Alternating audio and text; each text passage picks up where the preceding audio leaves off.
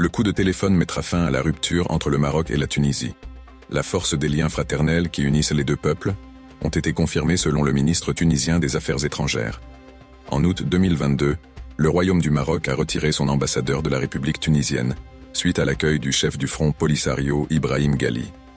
Un appel téléphonique de Nasser Bourita et de son homologue tunisien nouvellement nommé, Mohamed Al-Nafti, a permis de sortir de l'impasse des relations entre Rabat et Tunis qui dure depuis 2022, jour de l'accueil de Ghali, chef du Front Polisario, au sommet économique africain de la TICAD par la Tunisie. La Tunisie a compris son erreur et a besoin du Maroc pour un partenariat dans la région qui sera bénéfique aux deux pays frères. La Tunisie n'apportera ni soutien financier, voire politique et diplomatique en Afrique et sur la scène internationale, au Front Polisario, dans le dos du Maroc. Le Japon n'a pas reçu le Front Polisario en 2024, lors de conférences de la TICAD Japon-Afrique, car le Japon ne voulait pas que ses relations avec le Royaume du Maroc ne se tendent.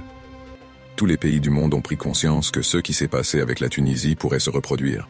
N'oublions pas que la Tunisie, en s'alignant avec l'Algérie, a voulu faire un Maghreb sans le Maroc. La Tunisie a été neutre concernant le conflit du Sahara marocain, qui est un conflit entre le Maroc et le Front Polisario soutenu militairement et financièrement par l'Algérie, ce qui a causé des problèmes sur le plan populaire. Le peuple tunisien et le peuple marocain ont une histoire et sont un seul peuple. Ce contact du ministère marocain et son homologue tunisien est considéré comme un indicateur positif.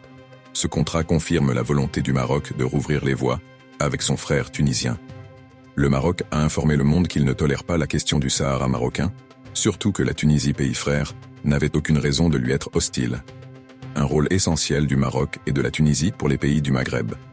Cet appel téléphonique est une indication de l'existence du contact entre le Maroc et la Tunisie. Le nouveau programme tunisien est de faire la paix et être partenaire du Maroc du Mali dans différents secteurs, économiques, industriels, social et même gaziers.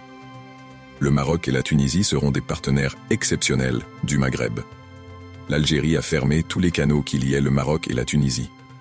Au sujet de l'immigration, le Maroc et la Tunisie, malgré leurs capacités économiques et militaires, ne reçoivent pas assez d'argent pour faire aux énormes dépenses pour la sécurisation des frontières maritimes et pour lutter contre l'immigration clandestine de la part de l'Union européenne.